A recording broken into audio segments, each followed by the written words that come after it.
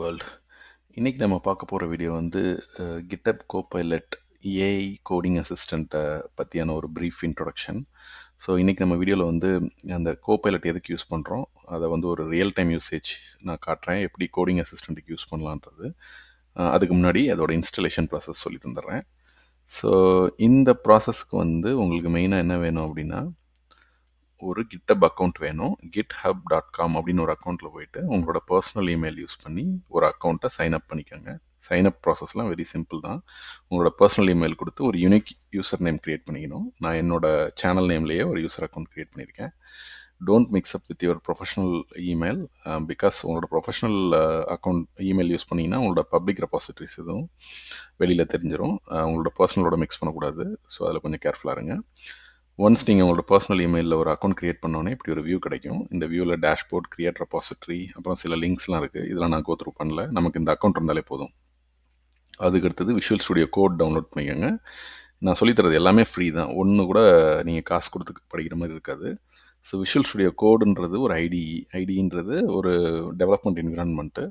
Like Eclipse ஜாவாக்கு use பண்ணுற மாதிரி, .NETக்கு வந்து விஷுவல் ஸ்டுடியோ யூஸ் பண்ணுற மாதிரி, விஷுவல் ஸ்டுடியோ கோடு வந்து multi language or multi file editor ஒரு என்விரான்மெண்ட். நீங்கள் இதில் என்ன மாதிரியான இது கூட நீங்கள் எடிட் பண்ணலாம், லாங்குவேஜ் ஃபைல்ஸ் கூட நீங்கள் எடிட் பண்ணலாம். ஸோ அதுவும் ஃப்ரீ தான். அது இன்ஸ்டால் பண்ண பிறகு இந்த லெஃப்ட் சைடில் ஒரு ஐக்கன் இருக்கும், இந்த ஒரு சிம்பிள் இருக்குல்ல, இந்த மேன் மாதிரி ஒரு சிம்பிள், அதில் போயிட்டீங்கன்னா உங்களோட கனெக்ட் பண்ணும் உங்களோட GitHub அக்கௌண்ட்டையும் உங்களோட கோபைலட் அக்கௌண்ட்டையும். இந்த GitHub அக்கௌண்ட் நீங்கள் கனெக்ட் பண்ணிட்டாலே போதும். இங்கே ஒரு ரோபாட் மாதிரி காட்டுற ஸ்க்ரீன் வழியாக பார்த்தீங்கன்னா நீங்கள் கோபைலட் கனெக்ட் பண்ணலாம். இப்போ ஆக்சுவலாக நான் கனெக்ட் பண்ணிட்டேன், அதனால இப்போ உங்களுக்கு காட்ட மாட்டேங்குது. சைன் அப்னு முன்னாடி பார்த்தீங்கன்னா கனெக்ட் பண்ணாதப்ப சைன் இன்னு காட்டும். அப்போ நீங்கள் உங்களோட இந்த GitHub அக்கௌண்ட்லேயே கனெக்ட் பண்ணிக்கலாம், இல்லை வேறு GitHub அக்கௌண்ட்லேயே கனெக்ட் பண்ணலாம். இது பேசிக்லி ஒரு ஃப்ரீ வெர்ஷன் தான். இதுவும் காசு கிடையாது, இதுவும் ஃப்ரீ தான். கோபைலட் ஃப்ரீ, விஷுவல் ஸ்டுடியோ கோடும் ஃப்ரீ, GitHubம் ஃப்ரீ சோஃபார்.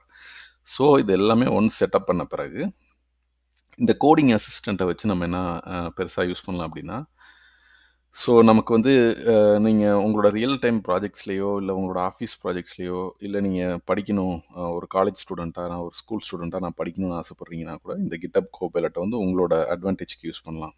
அது எப்படி அப்படின்னா, உங்களுக்கு இந்த GitHub கோபைலட் வந்து கோட் ஸ்னிப்பெட்டை ப்ரொடியூஸ் பண்ணும். கோட் ஸ்னிப்பெட்டுங்கிறது ஒரு கோட் சாம்பிள் கோட் அப்படியே கொடுக்கும்.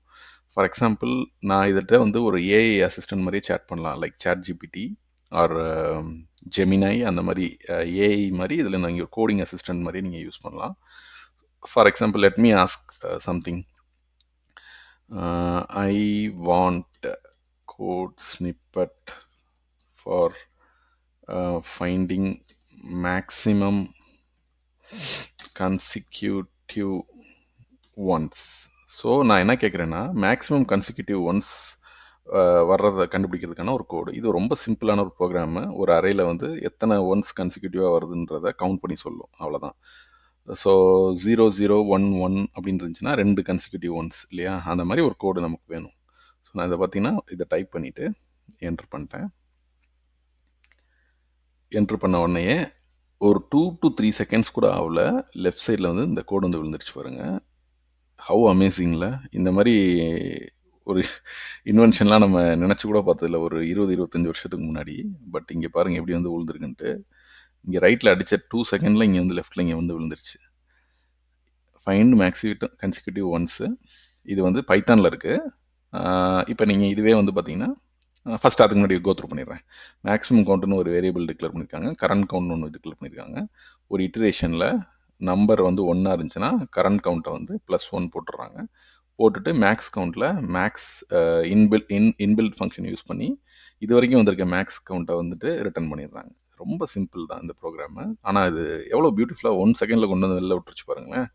இப்போ நான் என்ன கேட்குறேன், நீங்கள் வந்து பைத்தான் உங்களுக்கு தெரியாது சுத்தமாக அப்படின்னா, I want this code in Java.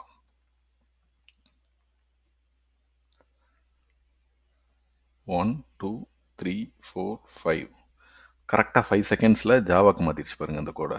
இல்லை அமேசிங்கில் இது.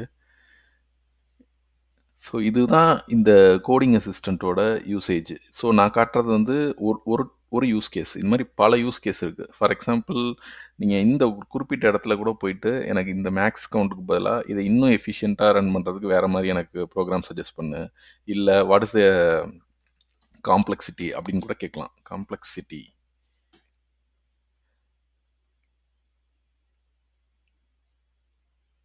இங்கே பாருங்க, நான் என்னோட ப்ரோக்ராமிங் வீடியோஸ்லாம் பார்த்தீங்கன்னா தெரியும், நான் இப்படி தான் டிக்ளேர் பண்ணுவேன். ஃபைனலாக டைம் காம்ப்ளெக்சிட்டி வந்து பிக் ஆஃப் என்னு, ஒரு இன்புட் அரேவோட எல்லா எலமெண்ட்ஸ் என்ன எலமெண்ட்ஸ்ன்றதுனால அது டைம் காம்ப்ளெக்சிட்டி. அது என்ன எலமெண்ட்ஸை ரீச் பண்ணணும் இல்லையா, ரீச் பண்ணால் தான் ஒன்று எத்தனை இருக்குன்னு கண்டுபிடிக்க முடியும். அதே மாதிரி ஸ்பேஸ் காம்ப்ளெக்சிட்டி, நம்ம எந்த எக்ஸ்ட்ரா ஸ்பேஸும் யூஸ் பண்ணல, அதனால பிக் ஓ ஆஃப் என்.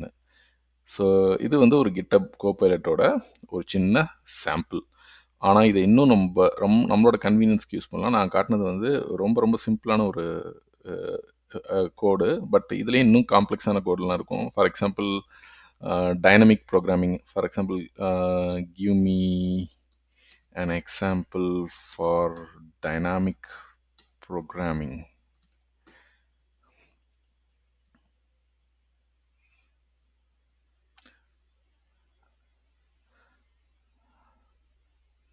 வந்துருச்சே.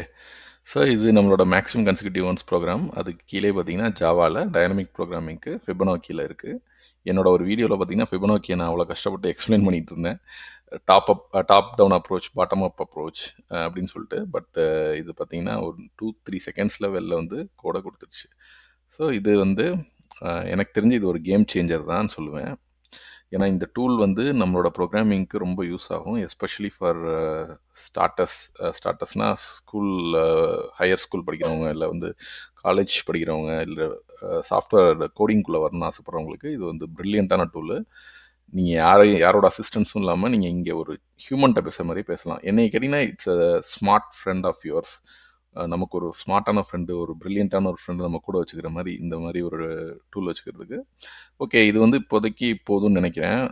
இதுக்கடுத்து வந்து இதோட இன்னும் கொஞ்சம் அட்வான்ஸ்ட் யூசேஜஸ்லாம் என்னென்னு பார்ப்போம். That's all friends. தேங்க்யூ.